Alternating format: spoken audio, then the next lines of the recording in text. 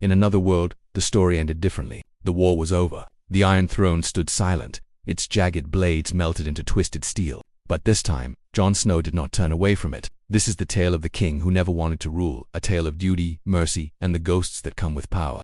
This is what if Jon Snow became king of the Seven Kingdoms. Daenerys Targaryen lay dead in the ashes of the Red Keep, her dream consumed by the same fire she unleashed. Dragon's roar echoed through the sky, carrying her memory into myth. Jon Snow stood alone amid the ruins, sword heavy, heart shattered, and duty heavier still. In the true timeline, Jon would be sent north, exiled to the frozen ends of the world.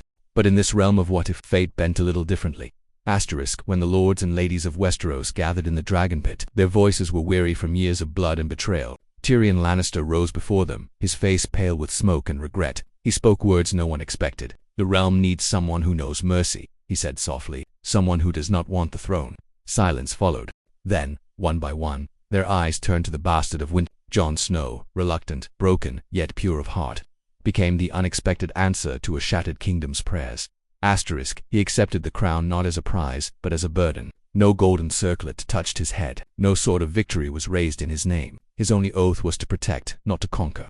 From that moment on, the Seven Kingdoms were ruled not by ambition, but by restraint. Jon's reign began in a city still breathing smoke. The first years were years of rebuilding. King's Landing rose slowly from the ashes, streets cleared, walls mended, bells ringing faintly once more. Masons came from the Reach, carpenters from the north, peelers from Dorne. The Iron Throne, melted by was reforged not from the swords of enemies, but from the steel of fallen heroes who died for peace. Jon refused to sit upon it. Instead, he ruled from a simple wooden chair, carved from the heart tree of Winterfell. Under his rule, the kingdoms changed. The north remained free under Queen Sansa, yet loyal to her brother's crown. Dorne found prosperity in trade. The riverlands healed. For a brief and shining moment, peace seemed possible. But peace in Westeros never lasts long. Beyond the narrow sea, whispers spread like wildfire. Tales of Daenerys' surviving loyalists, of red priests who preached her return. And in the frozen north, something ancient stirred beneath the snow. Jon dreamed often of the Wall of Ghost, of torment and of blue eyes staring at him through the darkness. He awoke each morning colder, quieter, as though part of him still belonged to that endless white. The crown weighed heavier with each dawn. 3 years into his reign, a black ship arrived at Dragon's. At its prow stood a young woman with silver hair and eyes like burning violet. "I am Rhaenys Stormborn," she declared, "daughter of Daenerys Targaryen." Her words sent ripples through every corner of the realm. The blood of the dragon had returned. She did not come breathing fire, but bearing the weight of her mother's shadow. She demanded not vengeance, but her rightful claim to the throne. Jon faced another impossible choice. Destroy the last Targaryen to preserve the fragile peace, or risk chaos once more. But unlike kings before him, Jon chose neither war nor surrender. He invited her to King's Landing under his protection. The day she arrived, the people filled the streets. Some whispered, others bowed. When she entered the Red Keep, the air itself seemed to tremble. Ice and fire meeting once again. Their first meeting was wordless. They studied each other like ghosts of the same past.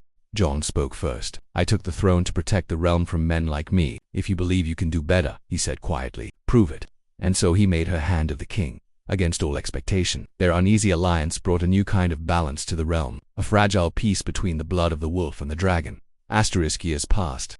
Jon grew older, lonelier. He never married. He never sought heirs. He ruled with quiet fairness, a northern heart beating in the capital's heat. The small folk adored him.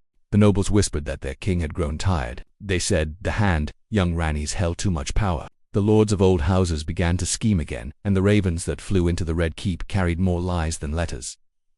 One winter night, without a word, Jon left the city. He rode north, through Winterfell, through the ruins of Castle Black, beyond the wall he had once guarded. There, beneath the dancing lights of the aurora, he found an old friend waiting. Tormund Jonsbane, older and wilder than before, greeted him with a grin. "I told you, Crow," he said, "you'd come back." Jon looked over the endless white and answered softly, "I was never meant to stay below." For weeks, he vanished into the snow. The Iron Throne stood empty, the council in disarray. When they finally searched for him, they found only a single letter resting on the throne, sealed with wax marked by a dial. The message was short. "The realm is safe. I have done my duty. Let others lead now, for the north still calls to me." No one ever saw the king again. Some said he perished in a blizzard, buried beside the ghosts of the past. Others claimed he lived among the free folk, wandering under strange stars. And some believed he never left, that when the winds howled across the wall, the spirit of the Ghost King watches over the realm of men. Rhaenys Targaryen was crowned after him, the first queen in generations to rule in peace. Trade flourished. The maesters wrote that Jon Snow's reign had given Westeros its longest age of calm since Aegon's conquest. Yet every winter, when the aurora painted the sky, Rhaenys would send a raven north, a single message asking if the Ghost King still watched. Legends grew around him. Travelers spoke of a white wolf seen prowling the edge of the haunted forest. They said he guarded the graves of the fallen, that sometimes, on nights when the snow burn blue under the moonlight, you could hear a voice whispering from the wind, a voice that once spoke of love and duty. Love is the death of duty, Jon Snow had once said. But in the end, perhaps it was duty that taught him what love truly meant. He had ruled not for himself, but for a world that no longer believed in heroes. And in this world, in this fragile what if, that was enough. So the story closes not with a crown, nor a death, but with silence, the quiet kind that belongs to legends. The man who never wanted power became the one who used it best. His name faded from banners, but not from hearts. And beyond the wall, beneath the northern lights, the Ghost King kept his eternal watch. What do you think would have become of King Jon Snow? Would his peace have endured, or would the weight of destiny have broken him once more? Tell us your what if in the comments below, because every choice, every whisper, every heartbeat in the dark creates another realm, another possibility.